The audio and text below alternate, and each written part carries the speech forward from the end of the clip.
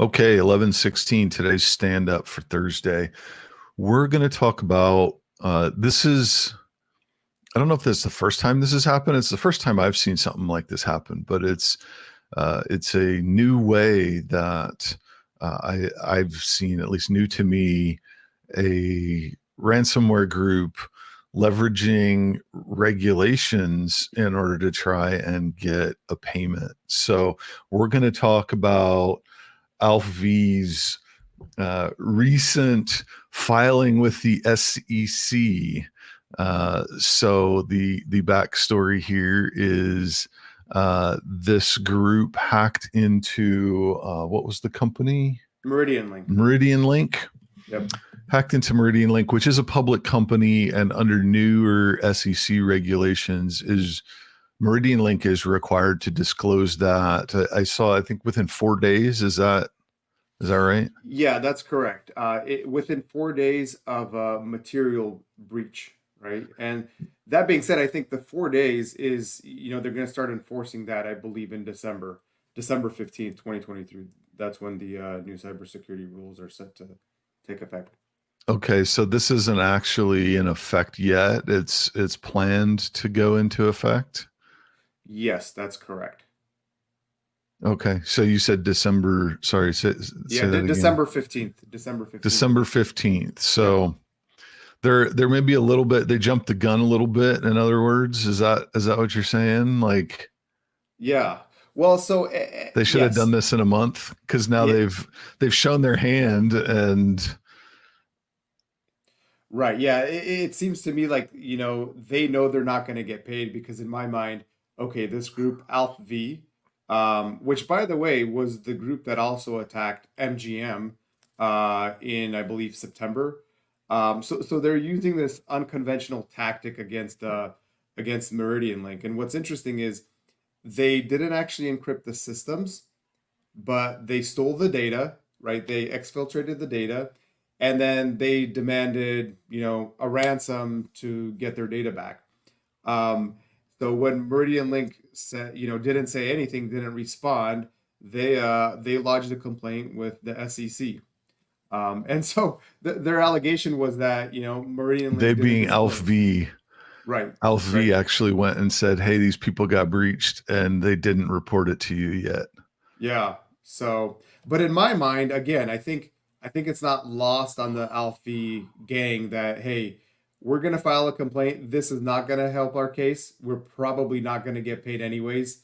So, this kind of sticking the finger to Meridian Link, if you will. Um, so it's interesting, right?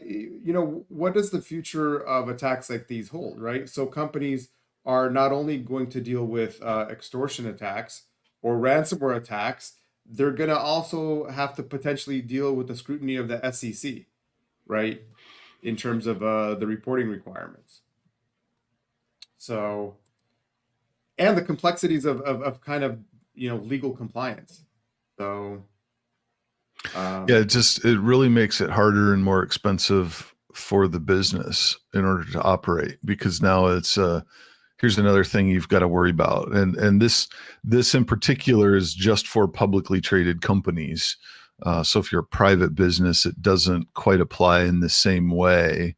But it's another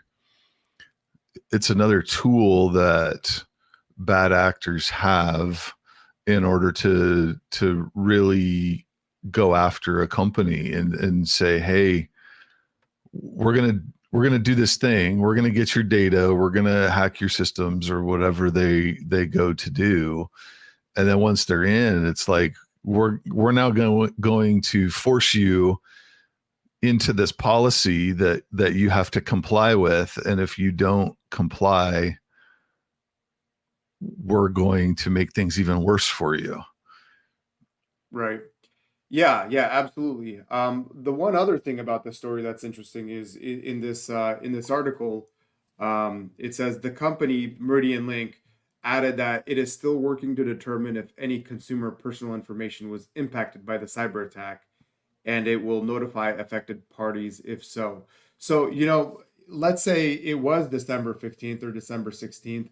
it seems to me that MeridianLink is taking the strategy of like, hey, we don't know the materiality of this incident, right? We don't know if any actual consumer information was stolen. So it'll be interesting to see what happens, in the future. But I can see companies saying, hey, the reason we didn't file with the SEC is because we're still investigating, because that 4-day window is incredibly short, right? That's tight. Yeah. Yeah. Yeah. And that was going to be my next question is who defines what material is like, is that in the policy? I don't know if it's in the policy. We would have to. SEC released their new rules, right? I think it's a 66-page PDF, You haven't but read that yet? Come on. What are you I doing? have not read that. But I think I think it goes around like, can it affect their business, or shareholder, the price of shares or shareholder value. I think is part of it. So let's see here. Also, previously, ransomware actors exerted pressure on victims by contacting customers to let them know of the intrusion. So yeah, this is a new method of trying to extort payment, I guess.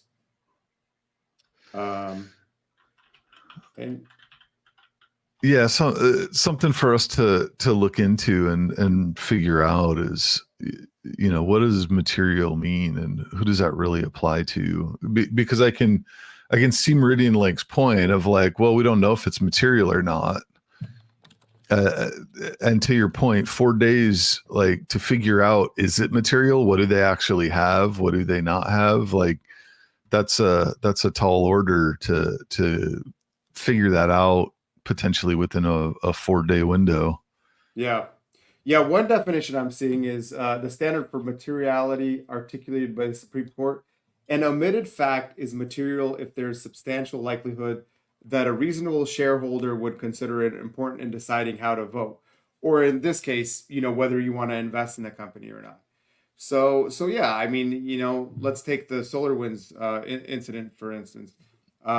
If I was looking at buying SolarWinds stock right when the SolarWinds breach happened in 2021, had I known that there were all these deficiencies, to me as a shareholder, that's absolutely material, right? Especially after they had gotten compromised. So I think again, if it potentially um, if it potentially helps a shareholder decide whether they want to invest or not, to me that's materiality. And in this Yeah. case, it's hard to know, right? Yeah, we can look at some of the other things that the SEC has done in a similar vein, and just knowing that that's their mission is to try and protect potential investors from investing in something that uh, should have been known was a bad investment ahead of time. But I can see, like many things, the SEC will probably take a very wide and free interpretation of materiality, where companies are going to try and take a more narrow. There's probably going to be some arguments here in the future about what is material and what isn't when it Yeah, comes to a breach. yeah, absolutely. It'll be interesting to see after December 15th how these attacks evolve. Because, I'm looking at this and I'm like, these are some smart gangs, right? They're not just your script kiddies, if you will, trying to just run some minor attacks. I mean, this team of cyber criminals, they're monitoring, the news just like we are. They're monitoring the regulations to try and extract as much money as possible from their victims. Yeah, and I mean this is their job, right? Their job is to sit and figure out how to exploit loopholes and get money out of companies. Yeah, So yeah, they're spending lots of brain cycles on trying to do that. And it's real money, right? Like we've seen now, the amounts of money that are changing hands are 7+ figures.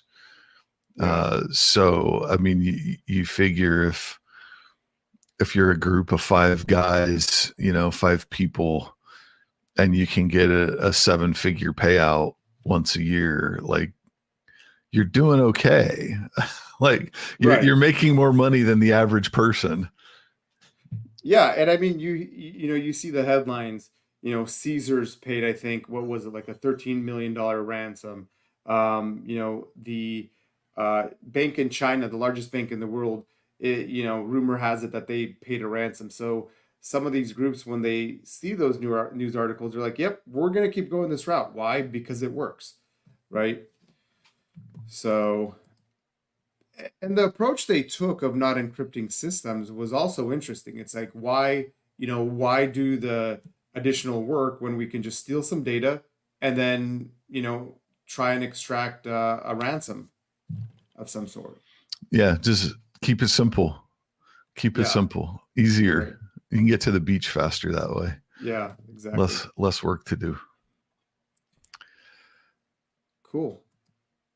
Anything else Well, you'd I like think to add, that Brian? that does it on this topic. It just it was an interesting thought process to see the article and go through like what does this mean? Like this to me is a little bit of a shift and something new to be looking out for, especially in the U.S. because you know our government agencies like to put in policies to control things, and so you know it's the SEC today. It might be the FCC in the future. You know, like I can see other policies coming down as cyber criminal activity continues to increase. We're going to see more policy, more regulation in the name of protecting the consumer or protecting the investor.